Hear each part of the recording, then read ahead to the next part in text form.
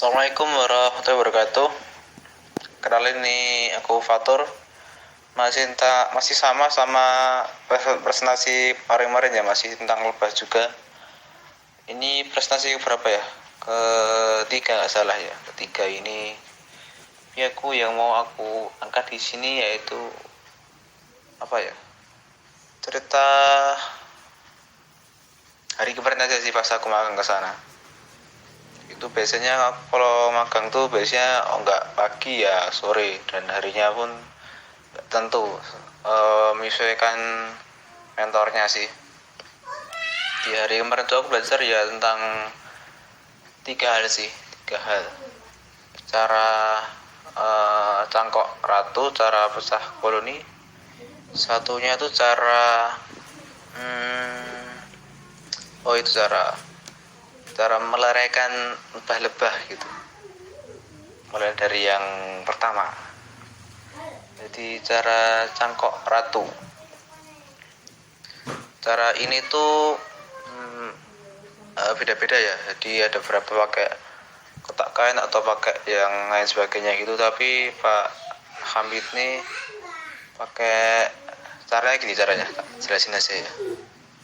Jadi sebelumnya kan udah disiapin tuh pupanya tuh, pakai mangkok-mangkok buatan tuh.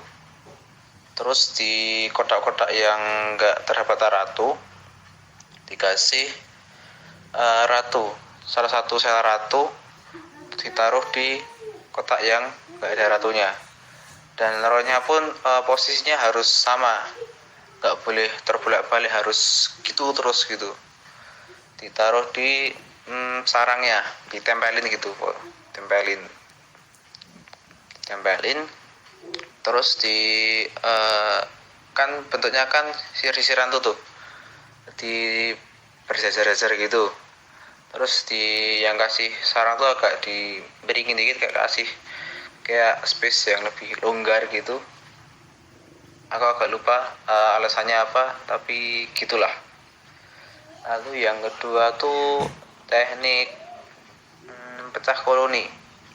Pecah koloni itu jadi dari koloni yang lain, yang koloni yang sehat, koloni yang sisirnya banyak, sebagian perutnya atau pupanya tuh ditaruh di koloni lain. Aku pas tuh baca di artikel tuh caranya tuh jaraknya harus 2 kilo gitu kan, jauh banget itu kan. Kalau Pak Hamid lebih praktis, jadi nggak perlu nunggu 2 kilo, dan nggak perlu maksudnya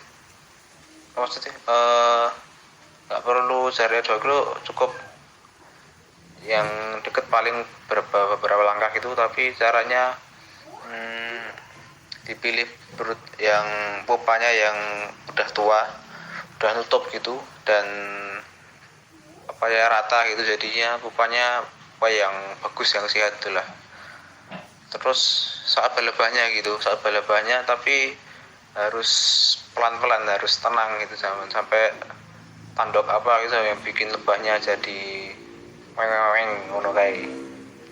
Terus ditaruh ke kotak yang lama, tapi kotak yang koloninya sedikit, tapi naruhnya tuh bukan langsung bersinggungan sama sisir-sisir yang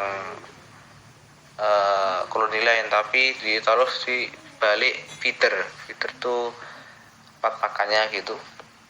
Jadi nggak langsung bertemu gitu dengan koloni yang asli sana gitu, kaum pribumi gitu. Tapi kalau sudah beradaptasi baru digabungkan gitu, karena kalau enggak nanti yang ini akan bikin ratu lain gitu, malah jadi tempur. Terus yang ketiga nih ya, mungkin nanti aku kasih tambahan kalau misalnya nggak terlalu kepanjangan gitu. Cara melerai